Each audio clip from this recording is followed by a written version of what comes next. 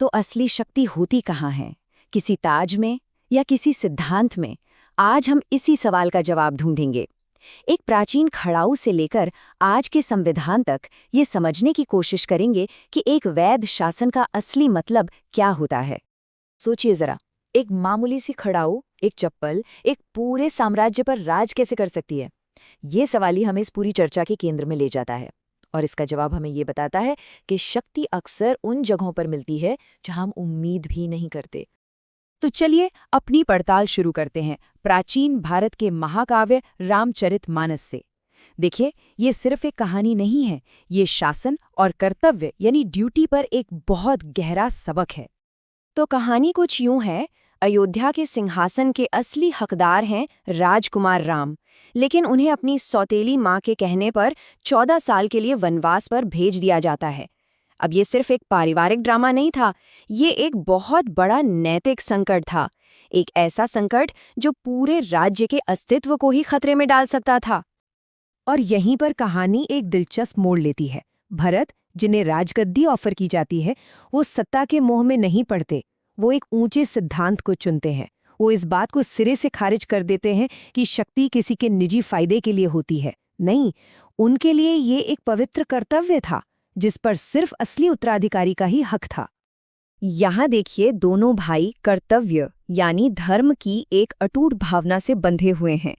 भरत का धर्म अपने बड़े भाई के प्रति है, तो राम का धर्म अपने पिता को दिए गए वचन के प्रति। तो एक तरह का डेडलॉक बन जाता है, जहाँ पर्सनल इच्छाएं एक बड़े नैतिक कर्तव्य के सामने छोटी पड़ जाती हैं। तो इसका हल क्या निकलता है? बहुत ही अनोखा। भरत सत्ता पर दावा नहीं करते, बल्कि उसका त्याग कर देते हैं। वो राजा नहीं बनते, बल्कि सिंहासन के सेवक बन जाते हैं। और सिंहासन पर रखी जाती हैं राम की पादुकाएं, उनकी खड़ाऊं। मतलब असली शक्ति अब भरत के पास नहीं, बल्कि राम की गैर मौजूदगी में भी उनकी शक्तिशाली उपस्थिति में है। तो ये पादुका सिर्फ एक खड़ाऊं या चप्पल नहीं है, ये एक बहुत ही गहरा सिंबल है। ये इस विचार को दिखाता है कि असली अथॉरिटी राजा के शरीर में नहीं, बल्कि उस नैतिक सिद्धांत में है जिसे वो रिप्रेजेंट करता है। सिंहासन पर रखी पादुका हमें यही याद दिलाती है, शासक तो आते जाते रहते हैं, लेकिन कर्तव्य हमेशा बना रहता है। अच्छा, अब इस विचार को यहीं पर रोकते हैं और दुनिया के दूसरे कोने में चलते हैं। भारत के इस प्रतीकात्मक शासन से निकलकर अब हम यूरोपीय इतिहास के एक ऐसे मॉडल को देखेंगे जहां शक्ति किसी प्रतीक में नहीं, बल्कि पूरी तरह से एक ही व्यक्ति के हाथों में थी। तो यहाँ पर हमें शक्ति के दो बिल्कुल अलग अलग मॉडल्स देखने को मिलते हैं। एक तरफ है पादुका का सिद्धांत, जहाँ शासक सिर्फ एक पवित्र कर्तव्य का रखवाला है, एक ट्रस्टी है, और दूसरी तरफ है निरंकुशता का सिद्धांत, जहाँ राजा सिर्फ और सिर्फ भगवान को जवाबदेह है। यहाँ शक्ति भरोसे पर नहीं दी जाती, यह तो राजा का जन्मसिद्ध अधिकार है। तो ये निरंकुशता या एब्सोल्यूटिज्म है क्या? सीधे शब्दों में कहें तो ये ऐसी शक्ति है जिस पर कोई रोक टोक ना हो, कोई चेक ना हो। ये तब उभरा जब पुरानी सामंती व्यवस्था खत्म हो रही थी और सेंट्रलाइज देश बन रहे थे, और इन देशों में राजा की जो मर्जी होती थी वही कानून होता था। अब ये सिस्टम टिका कैसे? इसके कुछ खास पिलर्स थे। पहला, राजाओं का दैवीय अधिकार। मतलब ये माना जाता था कि राजा को भगवान ने चुना है तो उस पर सवाल नहीं उठाया जा सकता।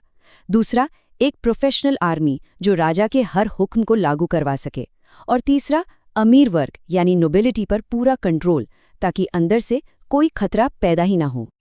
और इस निरंकुशता का सबसे बड़ा उदाहरण वो थे फ्रांस के राजा लुई 14वें, जिन्हें सन किंग भी कहा जाता था। उन्होंने क्या किया? सारी शक्ति अपने हाथों में ले ली। उन्होंने अपने सभी रईसों को वर्साई के आलीशान महल में रहने पर मजबूर कर दिया। इससे वो अपनी जड़ों से कट गए और पूरी तरह से राजा पर निर्भर हो गए। उनका एक मशहूर कोट है, लेता से मुआ, यानी मैं ही राज्य हूं। लेकिन देखिए, इतिहास कभी एक जगह रुकता नहीं है। वक्त के साथ निरंकुशता का ये मॉडल भी बदलने लगा। इस बार असर पड़ा एक नए और बहुत शक्तिशाली फिलोसॉफिकल मूवमेंट का, जिसे हम कहते हैं द एनलाइटमेंट या प्रबोधन।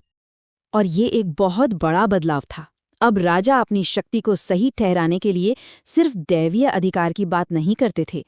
अब वो तर्क, प्रगति और अपनी प्रजा की भलाई की बात करने लगे। इन शासकों ने खुद को एनलाइटेंड डेस्पॉट्स यानी प्रबुद्ध तानाशाह के तौर पर देखना शुरू कर दिया। मतलब वो अपनी प्रजा की भलाई के लिए तो काम करेंगे, लेकिन सारी शक्ति अपने ही हाथ में रखेंगे। और ये जो कोट है ना, ये इस पूरी विचारधारा का सार है। जनता के लिए सब कुछ, जनता द्वारा कुछ भी नहीं। ये एक टॉप डाउन अप्रोच है, एक ऐसा शासन जो भले ही लोगों का भला करना चाहता हो, लेकिन है पूरी तरह से तानाशाही। मतलब राजा को पता है कि जनता के लिए क्या अच्छा है और जनता का काम सिर्फ हुक्म मानना है, शासन में हिस्सा लेना नहीं। तो अब तक हमने दो मॉडल देखे, एक जहां शासक एक प्रतीक की सेवा करता है और दूसरा जहां शासक खुद ही प्रतीक है। चलिए अब मॉडर्न जमाने में आते हैं और देखते हैं कि पादुका वाला सिद्धांत यानी एक ऊंचे आदर्श की सेवा करने का विचार एक बिल्कुल नए रूप में कैसे वापस आता है। आज के दौर में सिंहासन पर क्या रखा है? कोई पादुका नहीं, बल्कि सिद्धांतों का एक पूरा सेट, यानी एक संविधान। और संवैधानिक नैतिकता या कॉन्स्टिट्यूशनल मोरालिटी का मतलब यही है कि कोई भी कानून से ऊपर नहीं है। बिल्कुल भरत की तरह आज के नेताओं से भी ये उम्मीद की जाती है कि वो संविधान की भावना की सेवा करें, न कि उसे अपनी मर्जी से तोड़े मरोड़ें। और ये बात बहुत जरूरी है। जैसा कि डॉक्टर बी.आर. अम्बेडकर ने कहा था, संवैधानिक नैतिकता कोई प्राकृतिक भावना नहीं है, इसे विकसित करना पड़ता है।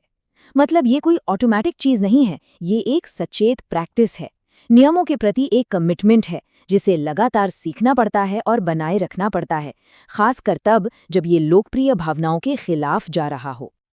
और भारत में हमने इस सिद्धांत को कई ऐतिहासिक फैसलों में काम करते हुए देखा है, चाहे वो LGBTQ+ अधिकारों की बात हो या सबरीमाला मंदिर में महिलाओं के प्रवेश की। अदालतों ने बार बार कहा है कि संवैधानिक नैतिकता सामाजिक या धार्मिक रीति रिवाजों से ऊपर है। तो ये सिर्फ कानूनी फैसले नहीं हैं, ये इस बात का ऐलान है कि संविधान ही देश का सर्वोच्च कानून है। तो पादुका से लेकर सन किंग और फिर संविधान तक हमने शक्ति को वैध बनाने की 3 बहुत अलग अलग तरीकों को समझा। चलिए अब इन तीनों को एक साथ रखकर देखते हैं कि इनमें असल में क्या फर्क है। देखिए, अंतर बिल्कुल साफ है। पादुका वाले मॉडल में अधिकार का सोर्स है नैतिक कर्तव्य, निरंकुशता में अधिकार सीधे भगवान से मिलता है, और संविधान में अधिकार लोगों और कानून के शासन से आता है। और इसी वजह से हर मॉडल में शक्ति पर अलग अलग तरह की सीमाएं हैं, और कुछ में तो कोई सीमा है ही नहीं।